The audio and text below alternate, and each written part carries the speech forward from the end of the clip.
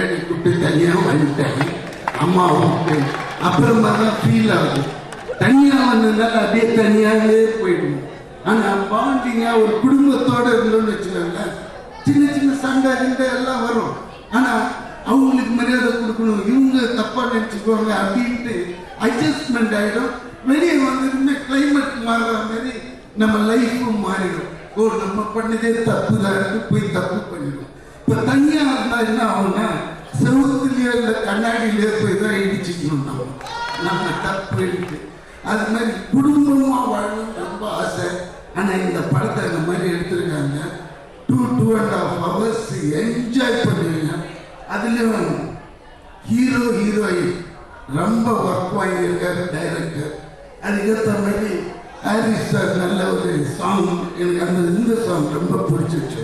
Mass song அது. ரவியும் ரொம்ப கஷ்டப்பட்டு ஆடியிருக்காரு. உங்களுக்கு பார்த்தா இப்போ இருக்கு அந்த ஒரு மூமெண்ட்ஸு போட்டு எடுக்கிறதுக்குள்ளாக இங்கெல்லாம் இழுத்துடும்.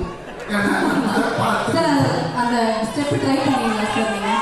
மக்கா மிஷி ஸ்டெப் ட்ரை பண்ணிட்டீங்களா சார் நீங்க? மக்கா மிஷி ஸ்டெப் பாதி நான் தான் சொல்லி கொடுத்தேன். அப்ப சாண்டி மாஸ்டர் சொல்லி கொடுங்க, நீங்க தான் சொல்லி கொடுத்தீங்க. சாங் போட்டீங்கன்னா பண்ணுவேன்.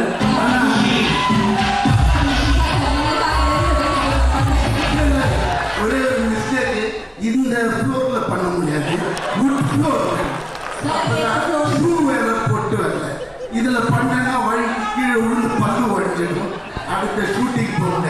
அண்ட் ஒன்று முக்கியமாக சொல்ல வேண்டியது, ரொம்ப அந்த ராவ் ரமேஷ் ரொம்ப நல்ல நண்பர், நல்ல ஒரு நடிகர்.